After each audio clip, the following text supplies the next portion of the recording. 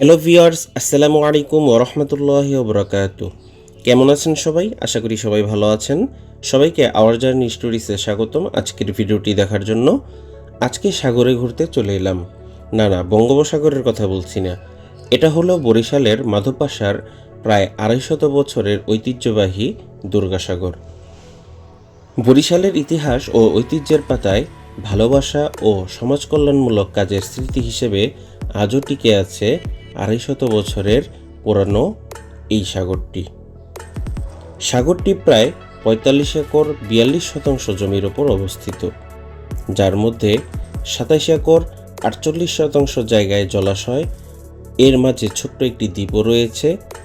এই দ্বীপটি সাগরের সৌন্দর্য আরও বাড়িয়ে দেয়। বাকি ১৮ একর ৪% জায়গা জুড়ে পার রয়েছে এবং এখানে হাঁটাহাঁটি করার জায়গা রয়েছে প্রায় ১.৫ কিলোমিটার। ইতিহাসের পাতা থেকে খুব কম তথ্য জানা যায় এই সাগর সম্পর্কে।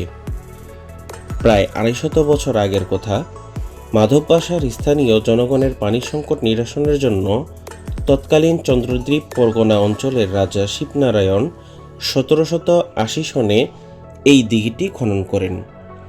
রাজার প্রিয়তমা অর্ধাঙ্গিনী রানী দুর্গাবতী একেবারে হেঁটে যতদূর যেতে পারবে ততটুকু জায়গা খনন করার প্রতিশ্রুতি দিয়ে এই দিঘির খনন করার কাজ গ্রহণ করেন রাজা শিবনারায়ণ এবং শুরু করেন দিঘি খননের কাজ। দিঘি খনন করে রাজা তার ভালোবাসার রানী দুর্গাবতীর নামে স্মৃতিস্বরূপ এই দিঘিটির নাম দেন দুর্গাসাগর। স্থানীয়দের কাছে এটি মাধবপাশা দিঘি নামেও পরিচিত। রাজার এই দিঘি খননের পরবর্তী বিভিন্ন সময়ে এই দিঘি সরকারিভাবে সংস্কারের কাজ করা হয়। বর্তমানে এই দিঘির প্রাচীরের অভ্যন্তরীণ এরিয়ায় পার্ক সংস্কারের কাজ চলছে।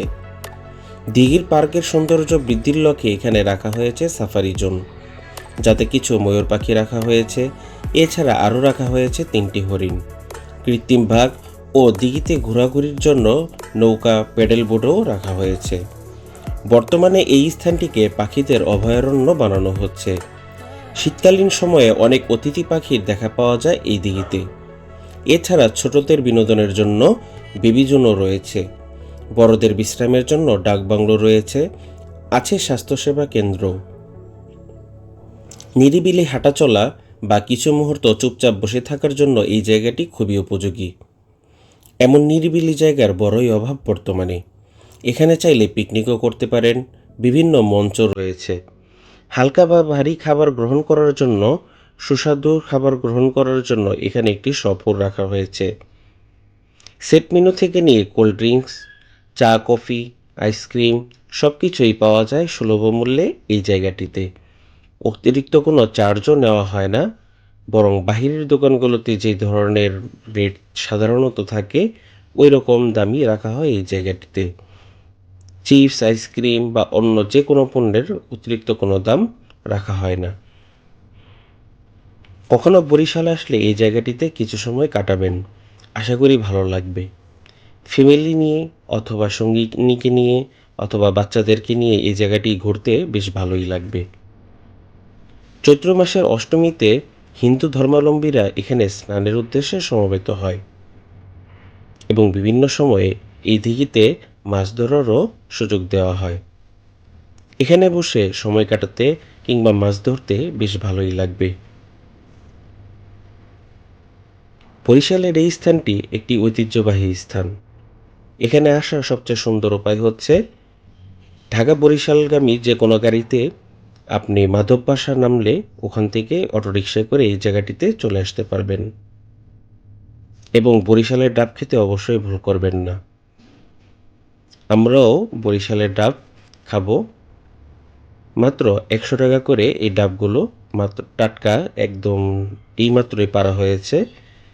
তো এই ডাবটি খেয়ে আজকের ভিডিও এখানেই শেষ করতে যাচ্ছি। সবাই ভালো থাকুন, সুস্থ থাকুন, আমাদের ভিডিওগুলো দেখতে থাকুন, লাইক দিন, শেয়ার দিন এবং কমেন্টে আপনারা আপনাদের মূল্যবান মতামতও জানানোর চেষ্টা করবেন। সবার সুস্থতা কামনা করে আজকের ভিডিও এখানেই শেষ করতে যাচ্ছি। আল্লাহ হাফিজ। আসসালামু আলাইকুম ওয়া রাহমাতুল্লাহি ওয়া বারাকাতুহু।